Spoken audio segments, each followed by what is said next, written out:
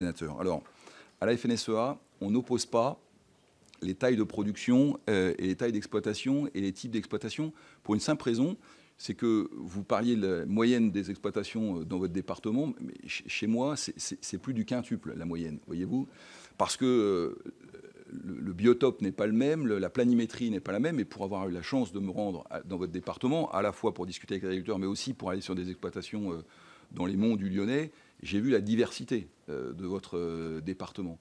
Et par conséquent, je veille toujours à ce que les problématiques ne soient pas faites à l'aune de la taille des exploitations, mais bien à l'aune de l'ambition qui est portée. Et donc je voudrais vous répondre notamment sur le sujet des agriculteurs actifs.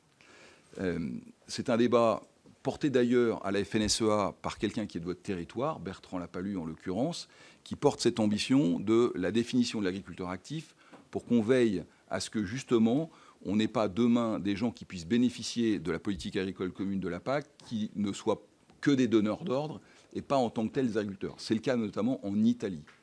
Ce que nous avons porté, nous, c'est un certain nombre de points. On avait même, à la FNSEA, été porté une volonté jusqu'à l'âge, et qui n'a pas été reconnue d'un point de vue constitutionnel. Donc il y a eu des décisions de prise sur les retraites, notamment. On ne peut pas avoir purgé des régimes de retraite, mais on a découvert aussi que, par exemple, des élus qui avaient une petite retraite IRCANTEC de quelques euros par an se retrouvaient dans des incapacités. Donc on a eu à gérer ça. Quelle a été la difficulté ? Je veux vous le dire aussi, il y a eu une difficulté de timing. Parce qu'entre le moment où le ministre de l'Agriculture, pas celui-là, son prédécesseur, avait arrêté les décisions dans le cadre du CSO. Et le moment où les applications, les décrets sont sortis, on a été relativement coincé. Et on s'est retrouvé avec de très nombreux agriculteurs qui nous ont dit que dans le cadre de la négociation de l'actif tel qu'il avait été mené, on se retrouvait dans des incapacités à pouvoir bouger. Et l'objectif, ce n'était pas de sortir des gens comme ça. On a notamment eu des problèmes avec les gens qui étaient en société en participation. Vous savez, des gens qui ont des assolements en commun, qui se mettent à plusieurs. Ça arrive dans certains territoires. On a eu des gens qui étaient salariés de leur structure. Vous savez, ça peut arriver aussi, notamment en viticulture, dans les départements viticoles. Je pense à la Gironde, mais à d'autres départements. Il y a beaucoup de viticulteurs qui agissent, qui prennent des décisions, mais qui sont salariés d'une structure dans laquelle parfois la famille porte le capital. Donc voilà. Donc là, on a demandé au ministère de pouvoir essayer de baisser le curseur de telle sorte que les gens aient le temps de s'adapter. Pour la première déclaration, dont le terme était hier. En revanche, et pour réaffirmer que la FNSEA a une vision, nous continuons à travailler à cette définition de l'actif, non pas pour exclure, mais c'est là où je vais être précis, mais pour garantir que le capital agricole sera demain essentiellement un capital patrimonial et non pas un capital de fonds de pension qui n'est pas le modèle agricole à ce stade. Alors je le dis aussi, on aura toujours besoin d'accompagnement bancaire. On a besoin d'un banquier, on a besoin d'un financeur, mais l'agriculture française, en tous les cas pour ce qui est de la FNSEA, on veut qu'elle continue à être une agriculture patrimoniale. Après, tout le monde n'a pas le même patrimoine, mais c'est essentiellement ça. Et on a toujours été extrêmement vigilant à l'apport de capitaux, notamment de capitaux étrangers, mais de capitaux d'une manière générale, qui seraient demain des fonds de pension. C'est une des raisons d'ailleurs pour lesquelles on a encore un foncier, puisque ça va me faire la transition avec votre question sur le foncier, on a un foncier relativement peu cher en France au regard de ce qui se passe en Belgique, aux Pays-Bas, même en Allemagne dans certains coins. Et ça, c'est aussi le prix de la politique d'encadrement à laquelle on tient. Sur le statut du fermage et les sujets d'agrivoltaïsme. D'abord, je voudrais, puisque le gouvernement est en train de travailler, mais je pense que vous êtes plus initié que moi, mais je comprends pour avoir rencontré le secrétaire général sur ces sujets, M. Pellion, que il y a une vision du développement de l'énergie qui va prévoir qu'il faut anticiper de l'ordre de 300 à 350 000 hectares de photovoltaïque d'ici 2050. Vous pardonnerez l'imprécision sur les chiffres, mais enfin, c'est l'ordre de grandeur malgré tout, ce que je comprends en tous les cas.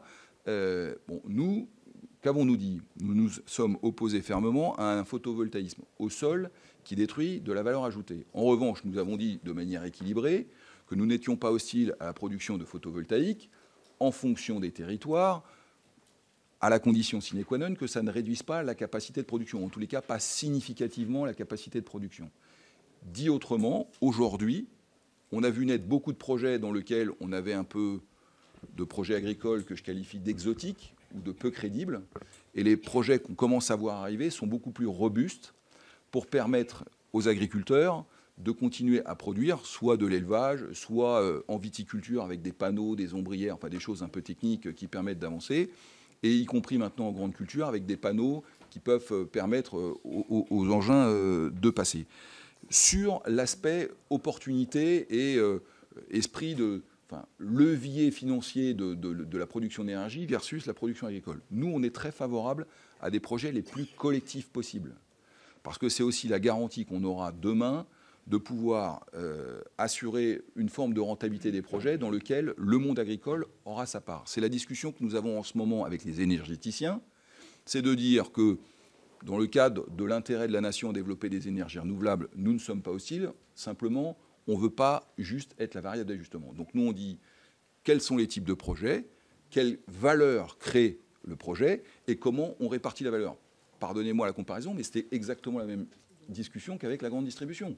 C'est-à-dire qu'on comprend qu'il y a besoin de développer, on comprend qu'il y a un certain nombre d'acteurs, souvent des très gros acteurs, très bien organisés. Nous, ce qu'on dit, c'est que dire on va vous donner un peu plus que ce qu'est le fermage pour le propriétaire ou quelques compensations pour l'exploitant, ça n'est pas suffisant. Et pourquoi on veut le faire collectivement? Parce qu'on sait que si on ne le fait pas collectivement, on va avoir des tensions fortes sur le terrain qui ne seront pas durables. Et c'est l'élu local qui vous parle. Si on veut que les projets sortent vite, qu'ils fassent l'objet d'une concertation entre les élus locaux, comités d'agglomération, comités de communes, le monde agricole sur l'accès au foncier, l'alignement des CDPNAF, toutes les organisations, on a intérêt, et qu'on ne part pas sur 3 ou 4 ans de tribunal administratif, d'appel. Voilà, on a besoin, un moment, d'une forme de concertation équilibrée. Donc, je ne crains pas ça, pour peu qu'on continue à produire et qu'on ne détruise pas de valeur ajoutée. On veut le faire collectivement, et on veut protéger, pour répondre là aussi très précisément, puisque visiblement la dernière fois ça ne l'était pas, sur le statut du fermage, on veut continuer à ce qu'on puisse bénéficier du statut du fermage. On est en train de regarder, parce qu'effectivement, juridiquement, il pourrait y avoir, tels que sont construits aujourd'hui les baux, quelques problématiques. Alors, je ne suis pas assez à ce stade avancé pour pouvoir vous le dire, mais on est en train de le regarder, et nous, on continuera à défendre le statut du fermage, évidemment. Et j'ajoute, pour aller jusqu'au bout, à la restitution des terres au terme, parce que personne n'en parle aujourd'hui, on dit on va construire, mais l'agriculteur est là dans le temps long, et donc nous, ça nous intéresse de savoir ce que deviennent les terres au terme des projets, et notamment les quantités nécessaires de structure. Si c'est du démontage, ça va, si c'est du béton, c'est un autre sujet, donc on a besoin de regarder tout ça. Voilà. Madame la sénatrice, donc